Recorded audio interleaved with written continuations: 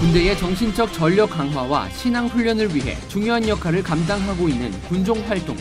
호국 보훈의 달을 맞아 신앙 전력화의 중심이 되고 있는 군종에 대해 소개합니다. 최근 과테말라 부통령이 부정부패로 사퇴하면서 국가 전체가 혼란스러운 상황입니다. 잠시 후 과테말라 현지 연결해 자세한 소식 전합니다. 기독교 대한성결교회가 최근 제109년차 신임 총회장에 유동선 목사를 선임했습니다. 오늘 이슈를 보는 창에서는 기성 신임 총회장 유동선 목사와 함께 성결교회가 앞으로 나아가야 할 방향은 무엇인지 나눠봅니다. 안녕하십니까? 문강원 목사입니다. 국가 살림에 비상이 걸렸습니다. 기다려도 내리지 않는 비 때문에 가뭄 피해 지역이 생기면서 정부는 625억 원을 지원한다고 밝혔고요. 또 메르스로 인한 긴급 생계 지원 등으로 세수 대책이 필요하게 됐습니다.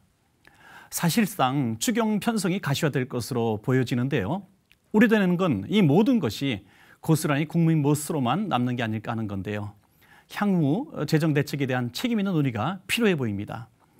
C채널 매거진 굿데이, 오늘은 6월 18일 목요일입니다.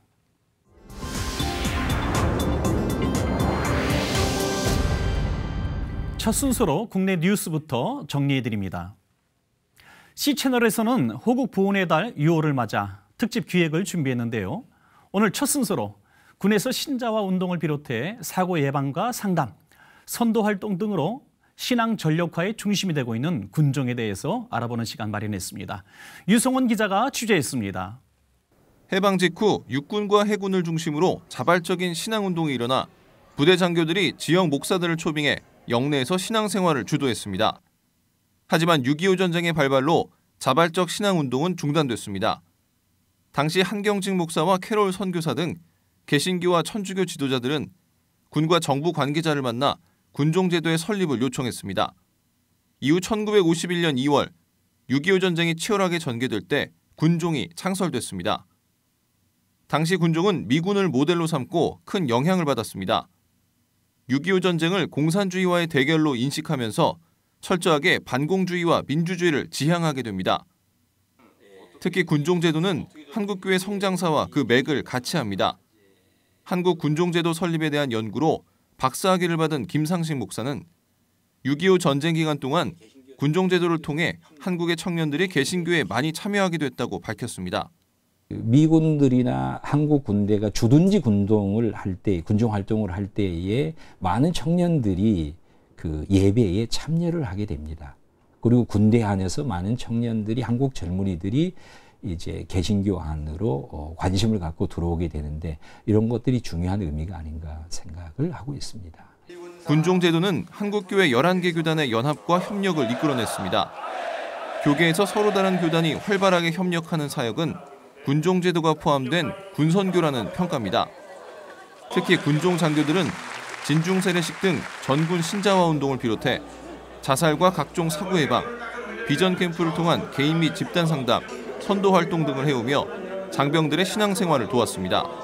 한편 국방부가 올해 군종병과 창설 이래 최초로 여성 군종 목사를 선발하면서 군선교 활성화에 어떤 도움이 될 수 있을지 관심이 모아지고 있습니다.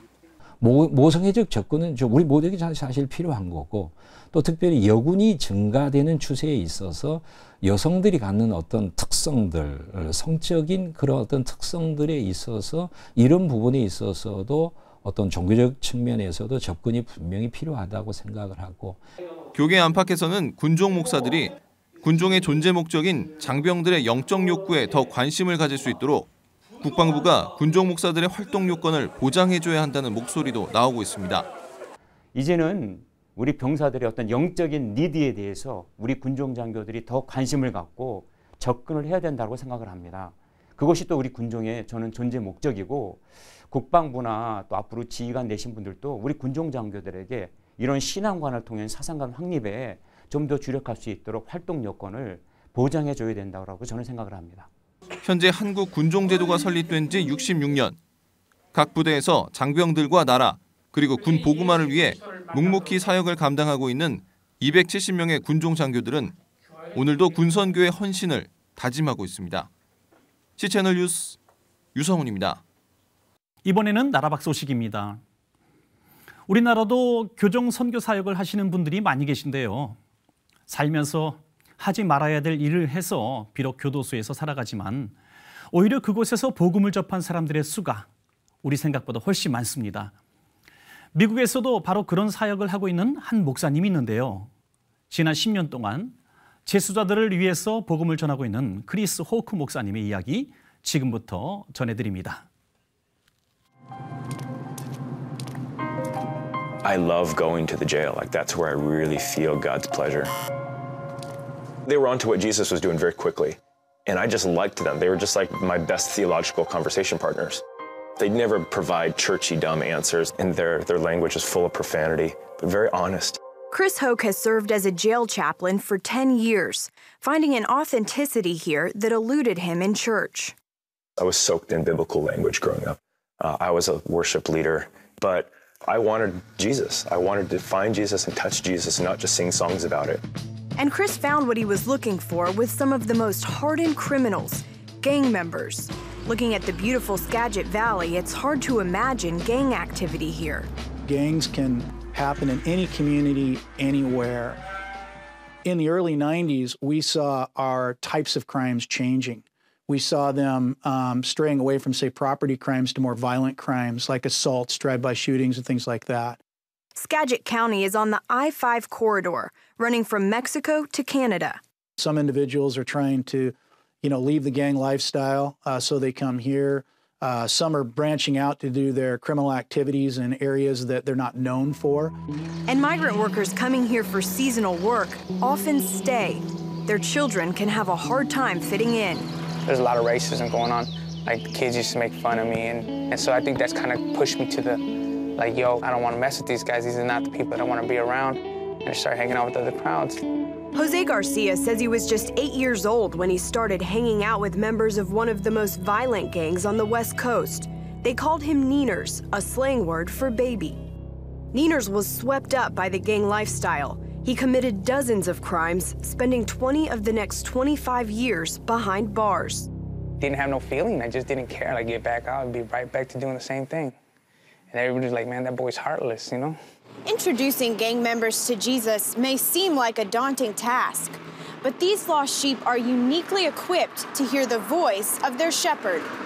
They understand Jesus' mode of operation, that Jesus had kind of like this grassroots posse on the margins of Galilee, and he called people to follow him. Gangs excel at gathering the marginalized and the lonely. They knew how to find the lonely and the broken lives, men and women in this valley. And so they brought me to them. Did you ever feel intimidated by these gang members? No, I just love these guys. It just felt like a love adventure. Like we'd pray, these guys would pour out their hearts, and this is the kind of friendship I'd always been looking for.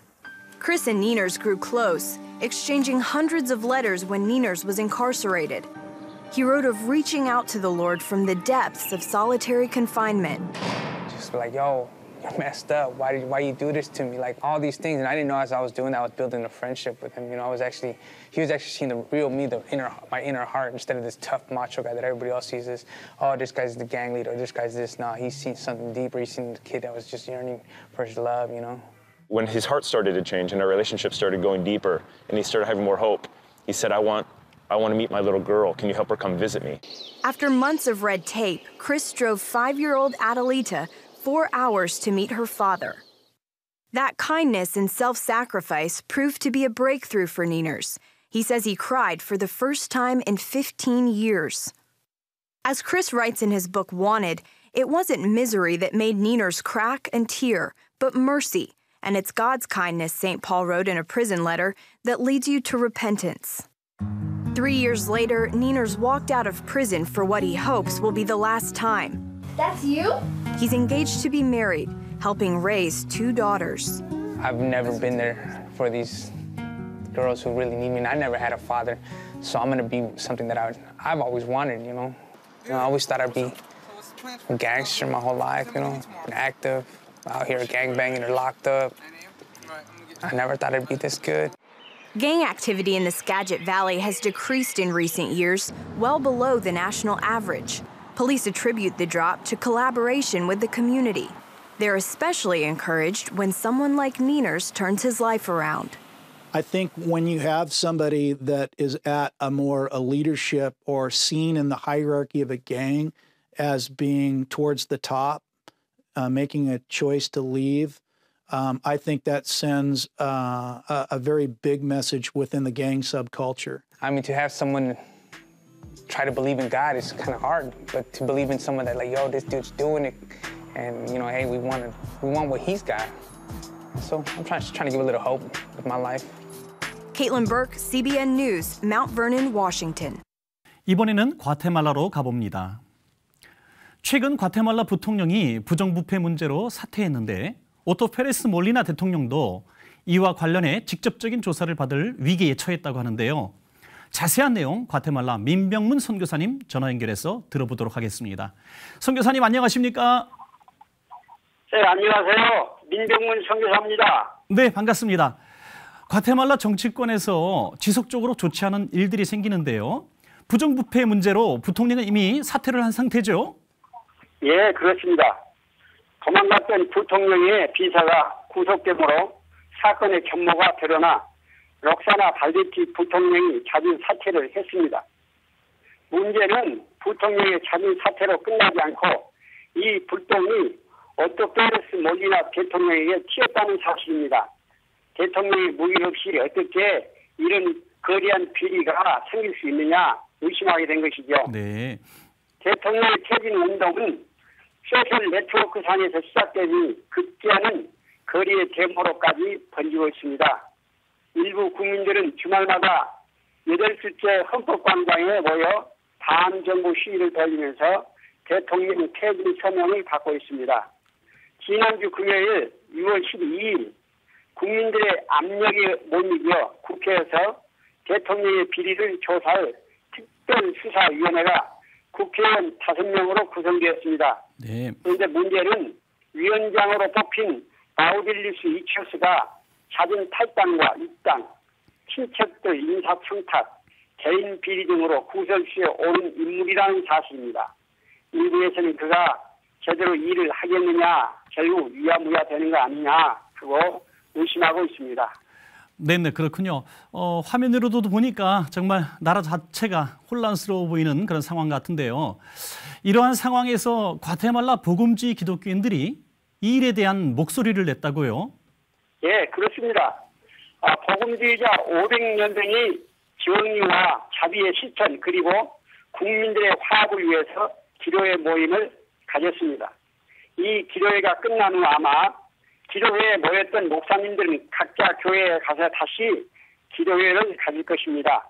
이 기도회 운동은 전국의 교회로 확산되지 않을까 생각합니다. 사실 중미남미의 부정부패는 워낙 급뿌리가 싶어서 어디서부터 손을 대야 할지 모르는 난감한 문제입니다. 부정부패 척결은 대선과 총선 때마다 나오는 단골 메뉴입니다. 그러나 제가 28년 동안 중미에 살면서 느끼는 것은 사람은 바뀌어도 달라진 것은 아무것도 없다는 사실입니다. 네, 그렇군요. 선교사님이 28년 동안이나 지켜봤음에도 불구하고 변화된 것이 없다.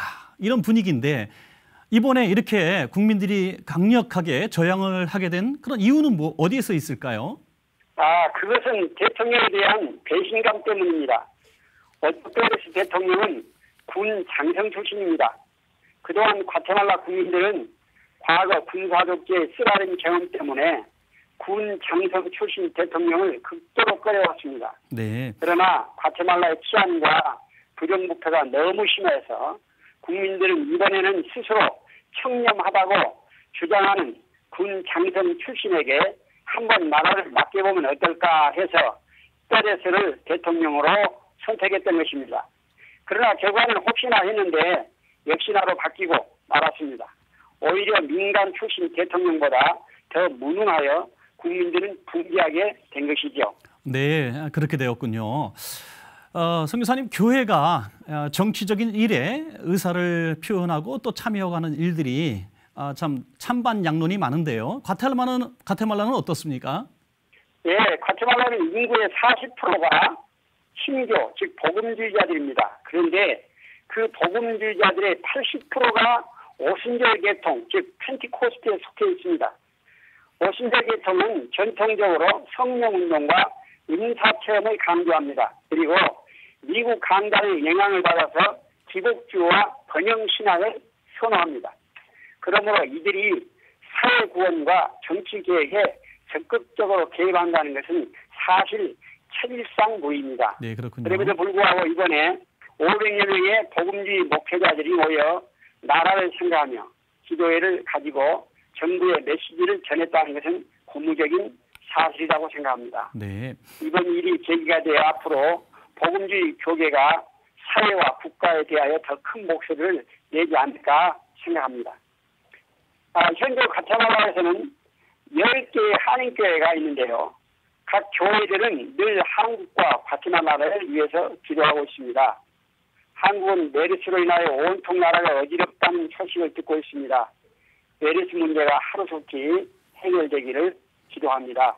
네, 선교사님, 우리 대한민국을 위해서도 이렇게 기도해 주셔서 감사합니다. 선교사님, 마지막으로 선교사님 그곳에서 지금 정말 정치적으로 힘들고 어려운 상황, 또 나라가 혼란스러운 상황에서 이렇게 선교하고 계신데요. 기도 제목 있으면 하나 좀 알려주시죠.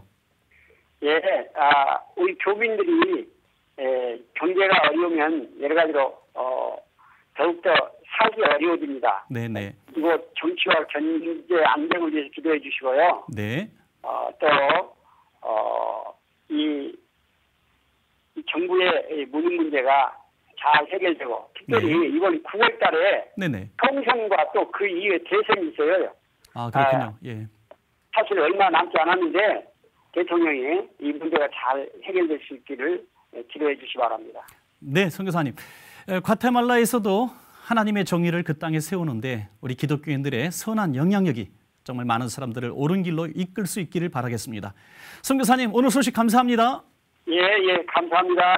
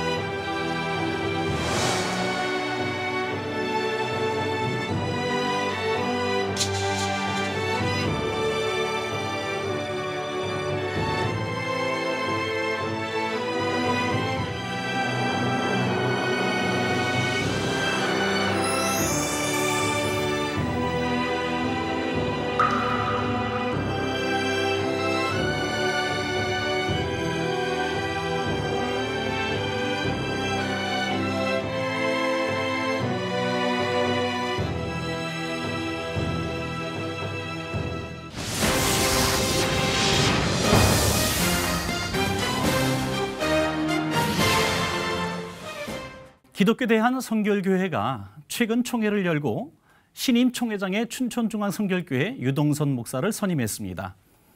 유동선 총회장은 선결의 힘을 강조하는 한편 선결교회에 새로운 희망을 써나가겠다고 밝혔습니다. 오늘 이슈를 보는 창에서는 유동선 총회장님 모시고 이야기 나눠보겠습니다. 총회장님, 오늘 이렇게 나와주셔서 감사합니다. 감사합니다. 먼저 축하드립니다, 총회장님. 네, 감사합니다. 네. 이제 총회를 입성해서 보시니 많은 산적한 문제들이 있을 텐데요. 보실 때 그 문제들 가운데 어느 문제부터 이렇게 또 처리하실 계획이십니까? 작년 1년 동안 우리 교단이 사실 법 질서가 많이 무너져서 많은 혼란을 빚었습니다. 아마 109년 역사상 처음으로 법 관련 모든 항전 의원들이 소환되는 이런 초유의 사태가 벌어졌습니다. 네네네. 그래서 아마 제일 먼저 그런 문제들을 잘 정리해 나가고 금년에는 아마 그런 모든 문제들이 잘 안정돼서 교단 발전에 큰 힘이 되리라고 생각합니다. 네네. 처음부터 너무나 큰 문제를 안고 시작하시는군요. 어깨가 무겁습니다. 네, 그렇군요. 이번에 전자투표로 이렇게 당선이 되셨는데 좀 문제가 있었다고요.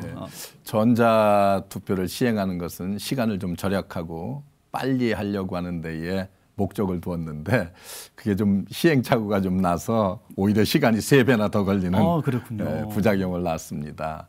그래서 아마 대의원들이 당분간은 좀 전자투표는 좀 뒤로 미뤄야 되지 않겠나 의견들이 그런 것 같아서 아마 쉽지는 않을 것 같습니다. 다음에 하기는요. 아, 그렇군요. 예.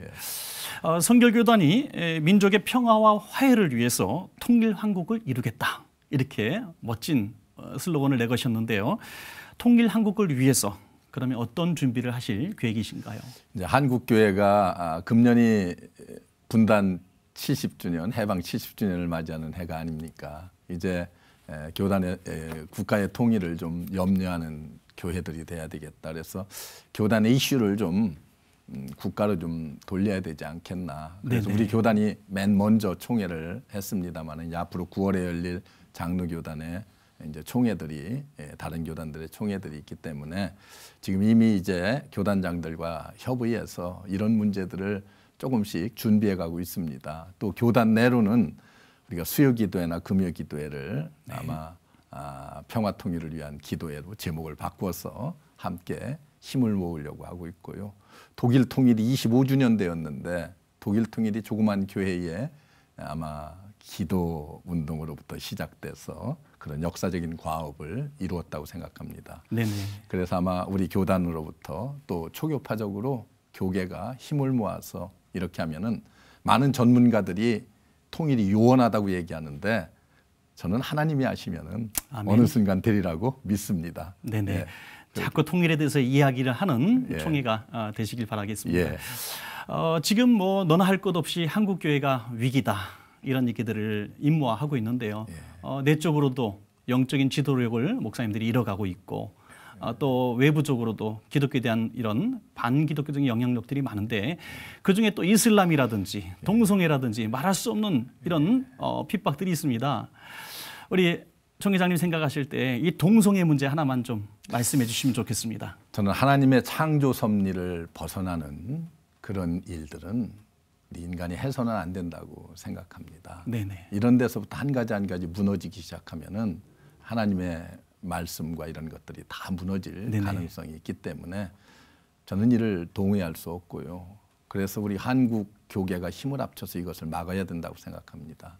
그래서 교과서 수정이라든지 또는 뭐 이런 서울시가 하는 그런 동성애 집회라든지 이런 것들은 우리 기독교가 앞장서서 막아야 되고 국민의 아주 절대적인 96% 이상이 반대하는 것을 이렇게 강행해서 행하는 일들은 옳지 않다고 생각합니다. 그래서 모든 여론과 또 기독교가 힘을 합쳐서 이런 일들을 막아야 된다고 생각합니다. 네, 그렇군요.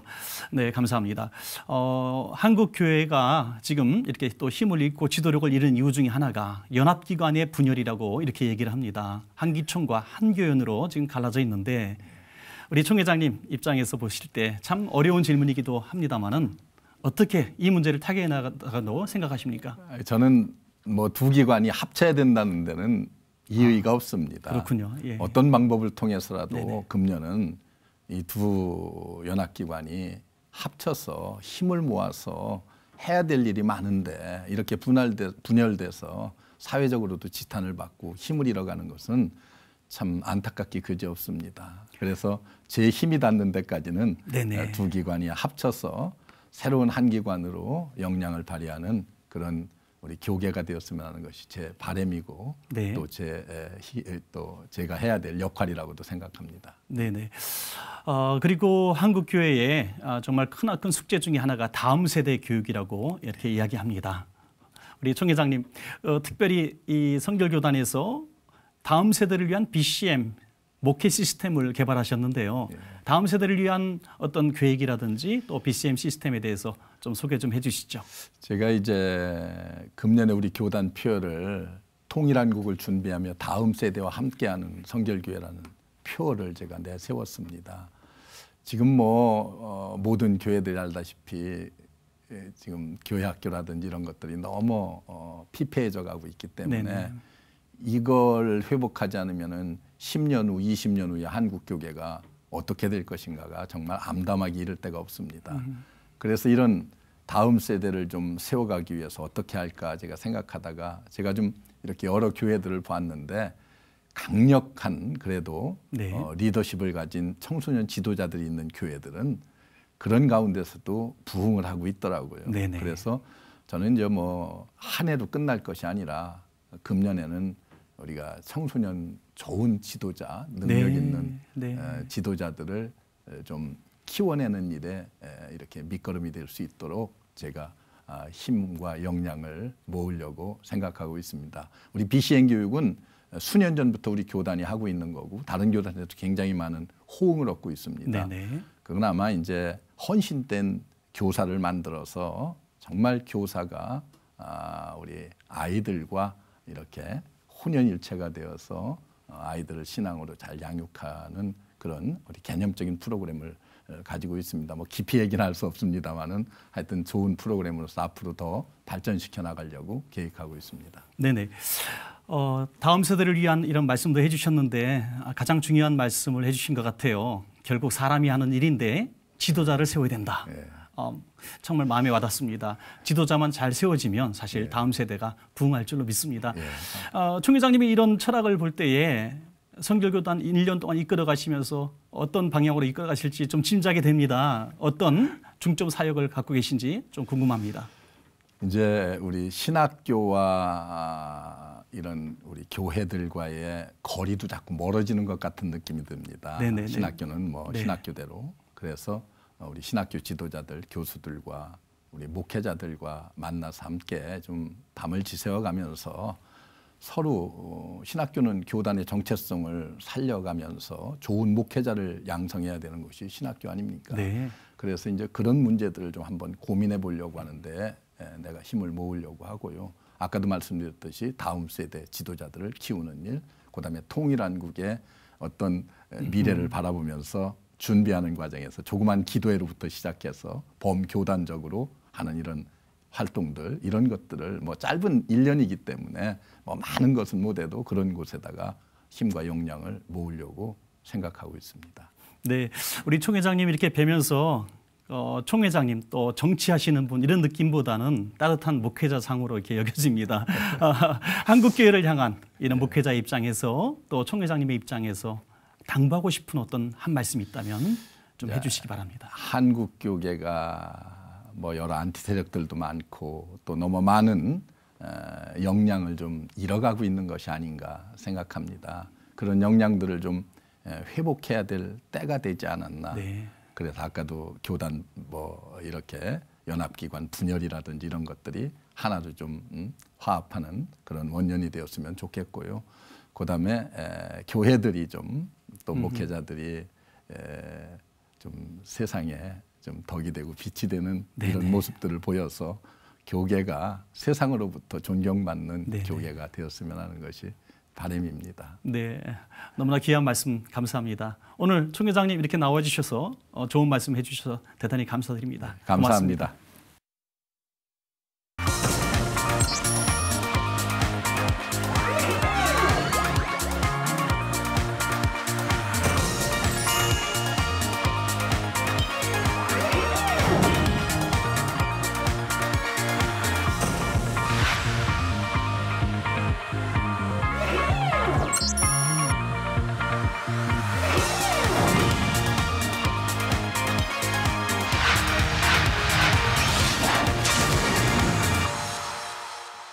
C채널 매거진 굿데이는 시청자 여러분과 함께하는 방송입니다.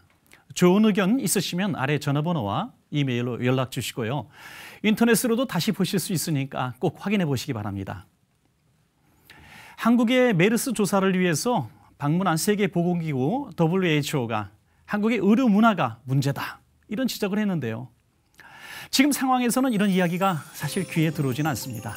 그렇지만 향후 우리나라의 전염병 감염 방지 대책에는 반드시 고려돼야 될 그런 부분이라고 생각이 듭니다. 오늘도 메르스 의료 현장에서 사투를 벌이시는 의료진들과 환자분들의 건강과 안전을 위해서 기도합니다. 오늘 순서는 여기까지입니다. 시청해 주신 여러분 고맙습니다.